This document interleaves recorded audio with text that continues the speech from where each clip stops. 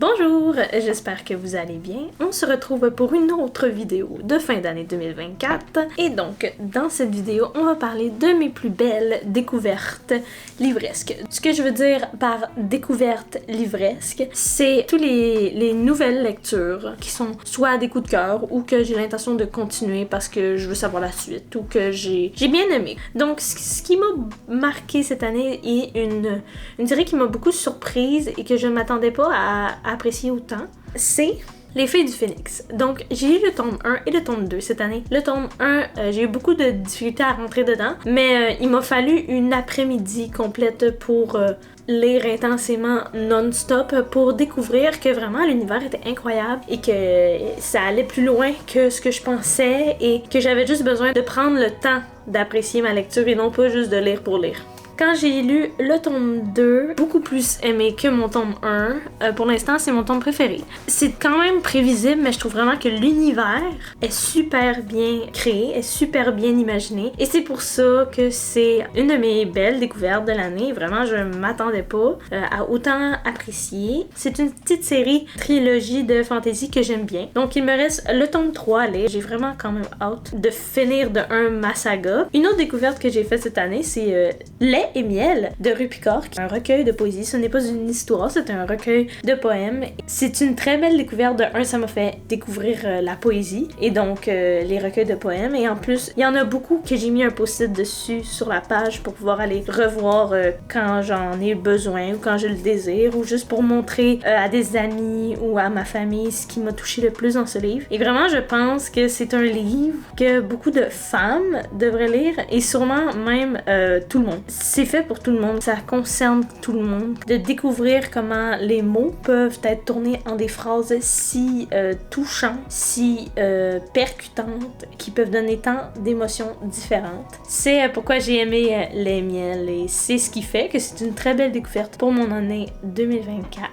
Je réalise que la plupart de mes découvertes, c'est des sagas, donc des débuts de sagas. Ce qui est très bien, moi ça me dérange pas de commencer des sagas. Mon autre belle découverte de cette année, c'est Shatter Me. Je l'ai lu en anglais et de un, je me suis vraiment impressionnée à être capable de le lire en anglais au complet. Mais ça, c'est un autre sujet. J'ai vraiment beaucoup aimé ce livre-là. Je me doutais que j'allais apprécier. Et vraiment, c'est quelque chose que j'ai envie de continuer, de voir où la série peut aller parce que j'en ai beaucoup entendu parler par des booktalkers ou des booktubers ou peu importe anglophones qui ont lu la série et qui vraiment c'est comme leur série préférée ou qu'ils ont beaucoup aimé ou bref. J'ai vraiment hâte de voir comment ça va aller plus loin dans cet univers-là. Ensuite, mon autre découverte, c'était Red Queen. Ça fait vraiment longtemps que je pense à lire le tome 2. Vraiment, il y a beaucoup de fois où je me dis j'ai envie de lire le tome 2 de Red Queen, mais je l'ai pas. Et je veux pas dépenser pour aller me le chercher tout de suite, vu que j'ai quand même 65 livres dans ma pile à lire, donc j'attends, mais ça fait vraiment un certain temps que j'ai envie de lire le tome 2. J'ai vraiment beaucoup apprécié ma lecture et j'ai beaucoup aimé l'univers avec le sang rouge, le sang argent, le mystère un peu autour du fait qu'elle a des pouvoirs, elle est sang rouge, pourquoi, nanana. Puis il y a une certaine rivalité, il y a des pouvoirs différents. Je réalise vraiment cette année que j'adore tout ce qui est fantastique, fantasy, même parfois science-fiction si je me fie à Zodiac. Vraiment tout ce qui est hors de notre univers, j'ai vraiment hâte de lire le tome 2 de Red Queen. Je suis désolée si on entend la tuyauterie.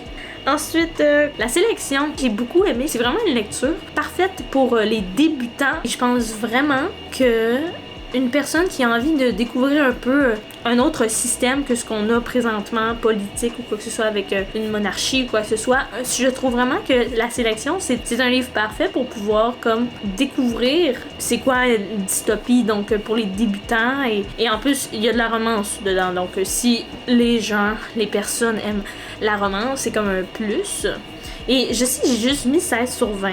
Il me semble, à cette lecture-là, mais j'avoue que j'ai vraiment hâte de la suite. Bon, enfin, la tuyauterie est partie. C'est vraiment une lecture assez simple, très satisfaisante à lire, rapide, même si ma note n'a pas été énorme, parce qu'on va s'avouer que c'est quand même une histoire assez basique, mais c'est quand même une histoire intéressante, je trouve, où j'ai envie de voir un peu ce qui va se passer. Et ensuite, mes dernières découvertes, je dis mais parce que c'est plus comme une découverte, la tuyauterie revient, une découverte d'une autrice en tant que telle.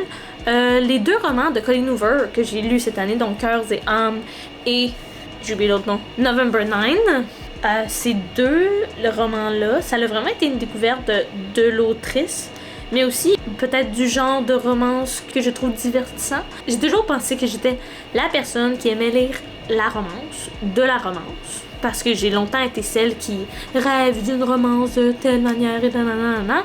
Et finalement, peut-être que c'est pas tant... Oui, j'aime ça quand il y a de la romance dans un livre, mais peut-être que quand c'est juste de la romance, peut-être que c'est pas ce que j'aime le plus non plus. Je suis un peu en rétrospection un peu de quel genre de style j'aime. Est-ce que la romance, c'est ce que j'aime?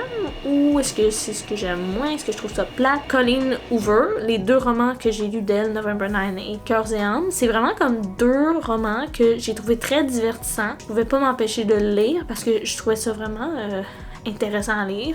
Peut-être aussi parce que les personnages avaient quelque chose qui me touchait. C'est pas juste le fait que ce soit une romance, mais c'est aussi le fait qu'au travers des livres, ils ont un développement personnel. On voit l'évolution des personnages à travers le livre. En tout cas, je trouve que par rapport au début et versus la fin, je trouve vraiment qu'il y a comme une différence dans l'évolution du personnage, dans l'évolution du caractère du personnage, que ce soit dans un livre ou l'autre livre de Colleen Hoover que j'ai lu. Je pense vraiment que c'est ça peut-être que j'aime bien quand c'est de la romance, mais qu'il y a plus que de la romance où ce qu'on voit du développement.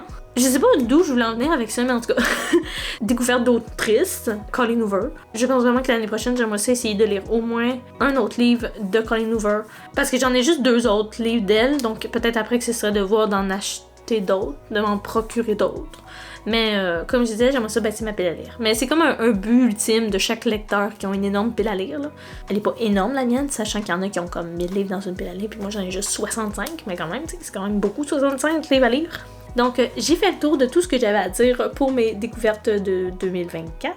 N'hésitez pas à me dire, vous, en commentaire, quelles ont été vos découvertes livresques de 2024. Ça peut aussi être pas nécessairement livresque, mais un genre littéraire que vous aimez plus, comme par exemple moi avec la fantasy. Donc, vous pouvez me dire tout ça en commentaire, si vous le désirez, évidemment. Et n'hésitez pas aussi à mettre un like, à vous abonner si vous aimez le contenu un peu plus livresque, vlog et autres. C'est pas mal ça qui est ça. Je pense que c'est la fin de cette vidéo. Je vous souhaite une bonne journée, une bonne soirée, peu importe quand vous regardez ça, et on se dit à bientôt!